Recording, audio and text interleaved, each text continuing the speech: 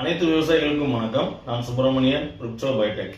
இன்னைக்கு நம்ம விவசாய ஆலோசனை குழுல ஒரு விவசாயி, ஐயா என்னோட நெல்லுல இந்த பிரச்சனை பயங்கரமா ரொம்ப அதிகமான தாக்குதல் இருக்கு, இதுக்கு என்ன தீர்வு அப்படின்னு கேட்டார். நீங்களே அந்த போட்டோவை பாருங்க.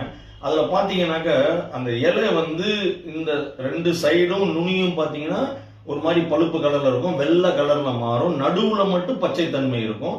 கொஞ்சம் கொஞ்சமா அது முக்கோண வடிவத்துல கீழே இறங்கிக்கிட்டே வரும், பச்சை தன்மையும் கீழே இறங்கிக்கிட்டே போகும். அந்த இலை அப்படியே பழுத்து கீழே போயிடும், அடித்தாள் எல்லாமே பழுத்து கிடக்கும். இதனால என்ன ஆகும்னா ஒளிச்சேர்க்கை நடக்காதனால மொத்தத்துல மகசூல் குறையும். சரிங்க ஐயா, இதுக்கு என்னதான் கண்ட்ரோல் அப்படின்னு பார்த்தோம்னாக்க, ஏகப்பட்ட ரசாயனங்கள் இருந்தாலும் பெஸ்ட், அதை விட ரசாயனத்தை விட பெஸ்ட் நம்ம ருப்சோ பயோடெக்ல பயோ ஃபங்கிசைடு கன்சார்சியா ஃபிடிலிட்டி அப்படின்றது இருக்கு.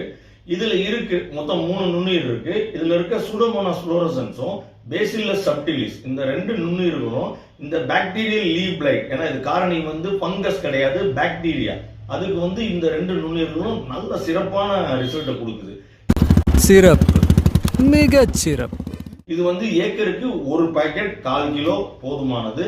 இதை எப்படி கொடுக்கலாம் அப்படின்னாக்க, நீங்க 2 நைட்டு ஊற வைக்கணும். ஐ ரிப்பீட், 2 நைட்டு ஊற வச்சுட்டு நீங்க ஸ்ப்ரே பண்ணாலும் பண்ணலாம், இல்ல மணலோ இல்ல எருவோ கலந்து விசிறி விடுறதுனாலும் விசிறி விடலாம், இல்ல உரத்தோட கலந்து பெசரி விட்டு விசிறி விடலாம். இப்படி பண்ணீங்கன்னா இந்த பிஎல்பின்ற பாக்டீரியல் இலைக்கருகள்ல உங்களுக்கு சிறப்பான ரிசல்ட் கிடைக்கும். ஸோ அனைத்து விவசாயிகளும் இந்த நம்ம ப்ராடக்ட் ஃபிடிலிட்டியை வாங்கி பயன்பெறுமாறு அன்புடன் கேட்டுக்கொள்கிறோம். இப்போ இதே மாதிரி உங்களுக்கும் மற்ற விவசாயத்தில் எந்த டவுட் இருந்தாலும் நம்ம அந்த கீழே டிஸ்கிரிப்ஷன் பாக்ஸ்ல இந்த வாட்ஸ்அப் லிங்க் வச்சிருக்கோம். அதை நீங்க உங்களுடைய ஆலோசனையை இலவசமா பெறலாம்.